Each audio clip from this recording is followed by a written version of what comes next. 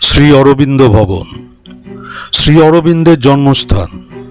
এখানেই 1872 সালের 15ই আগস্ট তিনি জন্মগ্রহণ করেন। 4 নম্বর থিয়েটার রোড, অধুনা 8 নম্বর শেক্সপিয়ার সরণিতে এই সেই পুণ্যস্থান যেখানে আছে শ্রী অরবিন্দের রেলিক্স। কর্মব্যস্ত এই কলকাতার বুকে এমন এক স্থান যেখানে প্রবেশ করলেই মন হয়ে যায় একদম নীরব। এক আধ্যাত্মিক আবহের মায়াজালে শরীর মন প্রাণ সব যেন একাকার হয়ে যায়। এক দিব্য পুরুষের দিব্য সান্নিধ্য।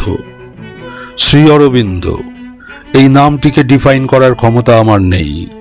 শুধু বলি বন্ধুরা, যদি চাও এই সূক্ষ্ম তন্ময়তার সাক্ষী হতে, তাহলে আসতেই হবে এই পুণ্যভূমিতে, আর উপলব্ধি করতে হবে এক দিব্য শান্তি, দিব্য নীরবতা, এক দিব্য সান্নিধ্য। বন্ধুরা, কিভাবে আসবে, কবে বা কখন আসবে সেটা আগে বলি। উত্তর বা দক্ষিণ কলকাতা থেকে যে কোনো বাসে বা হাওড়া শিয়ালদা থেকে যে কোনো বাসে চলে এসো বিড়লা তারামণ্ডল বাস স্টপ। সেখানে নেমে পূর্বমুখী শেক্সপিয়ার সরণির ডান দিকের ফুটপাত ধরে মিনিট দুয়েকের পথে এসি মার্কেটকে বাঁ হাতে রেখে বা SBI হাউসকে ডান হাতে রেখে দুপা এগোলেই পেয়ে যাবে হোটেল কেনিলোয়ার্তের ঠিক বিপরীতে শ্রী অরবিন্দ ভবনের প্রধান প্রবেশদ্বার। নিয়ারেস্ট মেট্রো স্টেশন ময়দান। বছরে 365 দিনই সকালবেলা 9টা থেকে রাত্রি 8টা অবধি এই শ্রী অরবিন্দ ভবন খোলা থাকে। বিশেষ বিশেষ দিনে বিশেষ বিশেষ কর্মসূচিতে সময়সূচির কিছু পরিবর্তন হয় বন্ধুরা।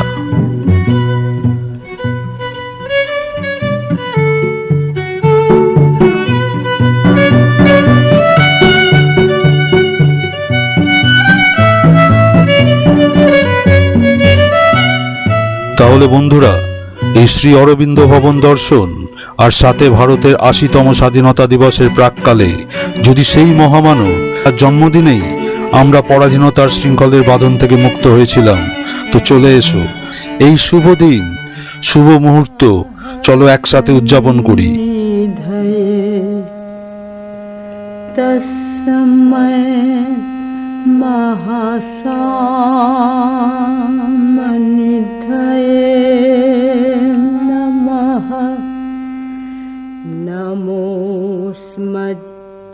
শ্রী অরবিন্দ, এই নামটা শুনলেই একদিকে মনে পড়ে বিপ্লবী শ্রী অরবিন্দ ঘোষ, সেই চরমপন্থী বিপ্লবী যিনি ব্রিটিশ সরকারের রাতের ঘুম কেড়ে নিয়েছিলেন।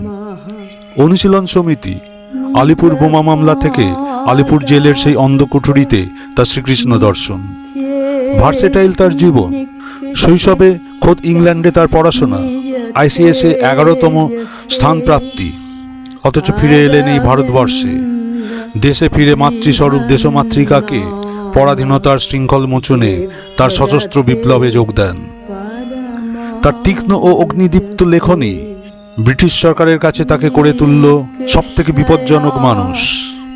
বন্ধুরা, 15ই আগস্ট এই মহামানবের জন্মদিনে তাকে শ্রদ্ধা জানাতে আর তাঁর দিব্য সান্নিধ্যে স্পর্শ অনুভব করতে যদি চাও, তাহলে চলে এসো 8 নম্বর শেক্সপিয়ার সরণির এই ঠিকানায়।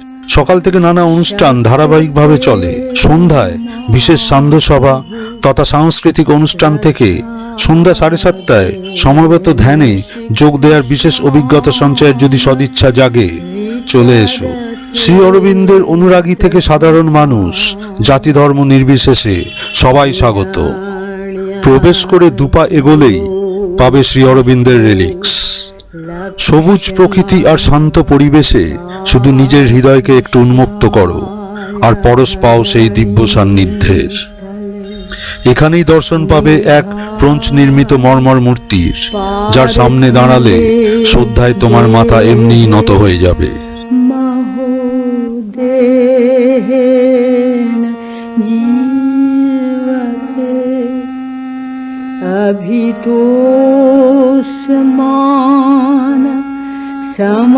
समावृत्य भुवमावृत्य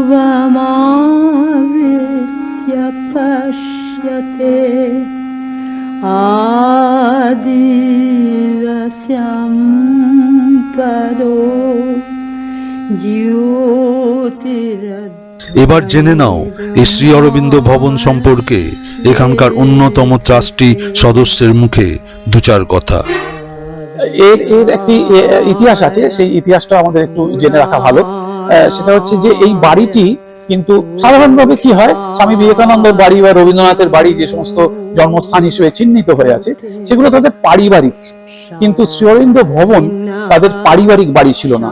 সেই জন্য এখানে শ্রী অরবিন্দের পিতৃদেব KD Ghosh, doctor KD Ghosh, তার বন্ধু মনমোহন ঘোষ, ব্যারিস্টার মনমোহন ঘোষ, তিনি প্রথম ব্যারিস্টার হিসেবে বিলেত থেকে এখানে এসেছিলেন, এটি ছিল তার বাড়ি। এবং এই বাড়িতেই তখন শ্রী অরবিন্দের পিতৃদেব ছিলেন পূর্ববঙ্গে, এই বাড়িতে সেখান থেকে শ্রী অরবিন্দ ভূমিষ্ঠ হওয়ার আগে তারা এই বাড়িতে এসে তার বন্ধুর বাড়িতে এসে ওঠেন এবং এইখানে সেই সূত্রেই কিন্তু এই বাড়িতে শ্রী অরবিন্দের জন্ম হয় এবং সেটি পরে সেই হিসেবেই এটিকে শ্রী অরবিন্দ ভবন হিসেবে পশ্চিমবঙ্গ সরকার এটিকে ঘোষণা করেন, এই ভবন প্রতিষ্ঠা করা হয় শ্রী অরবিন্দের সম্পন্নায় নমো নমঃ নমো নমঃ। বন্ধুরা, এই যে রেলিক্স, কি তার ইতিহাস, কবে বা কিভাবে এই পুণ্য রেলিক্সের প্রতিষ্ঠা হয়েছিল, শুনিনি সেই ঘটনার প্রত্যক্ষদর্শীর মুখ থেকে। আমাদের এখানে শ্রী অরবিন্দ ভবনের যেটা আমাদের মূল একটি জিনিস যার যে জন্য সবাই এখানে এত আসেন, সেটা হচ্ছে এখানে শ্রী অরবিন্দের রেলিক্স প্রতিষ্ঠিত হয়ে আছে। এই রেলিক্স প্রতিষ্ঠার ঘটনাটা একটুখানি না বললে এটা সম্পূর্ণ বোঝা যাবে না। 1972 সালে এই সিদ্ধান্ত নেওয়া হয়েছিল যে কলকাতার শ্রী অরবিন্দ ভবন বলে এই বাড়িটি ডিক্লেয়ার হবে এবং এখানে শ্রী অরবিন্দের রেলিক্স আসবে। মা প্রথমে এখানে রেলিক্স কলকাতায় দেননি, তার কারণ হচ্ছে যে মা চেয়েছিলেন যে সরকারিভাবে সরকারি অনার দিয়ে যখন আনার প্রস্তাব যাবে তখনই মা কলকাতার জন্য রেলিক্স দেবেন। এবং সেটি যখন হলো এবং এখান থেকে পশ্চিমবঙ্গের তখন মাননীয় পূর্তমন্ত্রী ভোলানাথ সেন তিনি গেলেন পশ্চিমবঙ্গ সরকারের পক্ষ থেকে রেলিক্স আনার জন্য এবং তার আগে মায়ের কাছে আবেদন করেছিলেন তারা, মা তাতে রাজি হয়ে সেই রেলিক্স দেন। এবং সেই রেলিক্স যখন কলকাতায় নিয়ে আসা হয় তখন এই রেলিক্সটি একটা বিশেষত্ব হচ্ছে যে শুধু এসে এখানে প্রতিষ্ঠিত হয়েছে তা নয়, রেলিক্সটি নিয়ে সমস্ত পশ্চিমবঙ্গের জেলায় জেলায় এই রেলিক্স পরিক্রমা করেছে এবং পরিক্রমা করার পর যখন কলকাতাতে সেই রেলিক্স ফিরে এলো তখন Jadavpur university, Alipur court, Alipur jail, এই সমস্ত জায়গা ছুঁয়ে তারপরে এসে 16ই ফেব্রুয়ারি, 1 মাস আগে রেলিক্স এসেছিল, 1 মাস পরিক্রমার পর 16ই ফেব্রুয়ারি 1973 সালে রেলিক্স আমাদের এখানে প্রতিষ্ঠা হয় এবং প্রতিষ্ঠা করেন তৎকালীন গভর্নর A.L. দাস। এবং এই রেলিক্স প্রতিষ্ঠা শুধু প্রতিষ্ঠার জন্য নয়, সেই প্রতিষ্ঠা করা হয় এবং এখানে প্রত্যেক সপ্তাহে 2 দিন বিশেষ সমবেত ধ্যানের ব্যবস্থা আছে এবং বিভিন্ন সময়, যেটা অনেকেই হয়তো বুঝতে পারেন না, বিভিন্ন সময় এখানে এই রেলিক্সের টানে বহু মানুষ আসেন, কোনো সময় ছাড়াই আসেন এবং নিজেদের মতন করে তারা তাদের প্রার্থনা করেন, ধ্যান করেন এবং চলে যান। সেই জন্য এই রেলিক্সের আমাদের এই ভবনের মূল আকর্ষণ কিন্তু শ্রী অরবিন্দের রেলিক্স। ভূপতেরনন্ত ভাগ কল্পনা কল্প বিচরে চরে। প্রধান প্রবেশ পথের ডান দিকের সিঁড়ি বেয়ে দোতলায় তোমরা সন্ধান পাবে এক বিশেষ প্রদর্শনীর, যা সকাল 11টা থেকে সন্ধ্যে 7টা পর্যন্ত যে কোনো ওয়ার্কিং ডেতেই খোলা থাকে। জগত্রয়ম জীব ভাগলাসিনীহ শ্রিয়মম্বিকা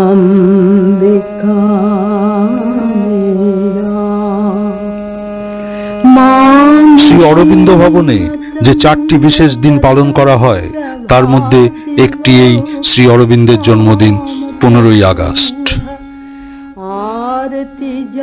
যে মূল অনুষ্ঠান যেটি ভবনের পক্ষ থেকে আয়োজন করা হয় সেটি 4টে যে দর্শনের দিন আছে, যে 4টি দর্শনের দিনে পন্ডিচেরিতে শ্রী অরবিন্দ আশ্রমেও বিশেষভাবে দর্শনের ব্যবস্থা হয়, এখানেও সেই 4টি দর্শনের দিনে 21শে ফেব্রুয়ারি, 15ই আগস্ট এবং 24শে এপ্রিল, 24শে নভেম্বর, 4টে দিনেই কিন্তু এখানে ধ্যান এবং বিশেষ বিশেষ আলোচনা সভা হয় এবং এখানে কিছুটা সাংস্কৃতিক অনুষ্ঠান, এবং এই যে প্যাটার্নটা, সেই প্যাটার্নটা কিন্তু মাই ঠিক করে দিয়েছিলেন অনেক আগে যে কিভাবে এই ধরনের অনুষ্ঠান করা যাবে। আলোচনা সভা, সাংস্কৃতিক অনুষ্ঠান, শ্রদ্ধাঞ্জলি জ্ঞাপন, রিলিক্সের প্রণাম, সমবেত ধ্যান ও শেষে প্রসাদ বিতরণের মাধ্যমে এই বিশেষ দিন পালন করা হয়। সাধনায় নব্যদেহ শিল্প শিক্ষণার্থিনা মূল্য সন্নবাগমা বিরাজতে মেরাম্বিকা।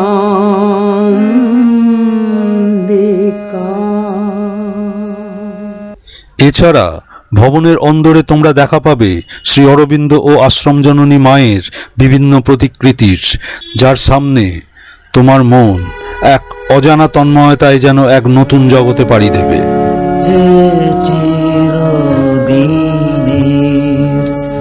দিনের সূর্য তোমায় প্রণাম করি, তোমায় প্রণাম করি। হে চিরদিনের দিনের সূর্য তোমায় প্রণাম করি, তোমায় প্রণাম করি।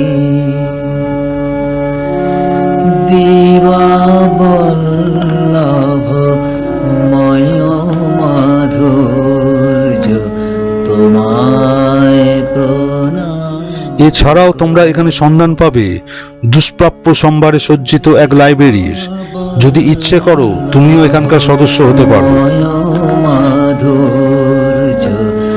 তাহলে বন্ধুরা, এই শ্রী অরবিন্দ ভবন দর্শন আর সাথে ভারতের ৮০তম স্বাধীনতা দিবসের প্রাককালে যদি সেই মহামানব যার জন্মদিনেই আমরা পরাধীনতার শৃঙ্খলের বাঁধন থেকে মুক্ত হয়েছিলাম, তো চলে এসো, হয়তো দেখাও হয়ে যেতে পারে তোমাদের সাথে।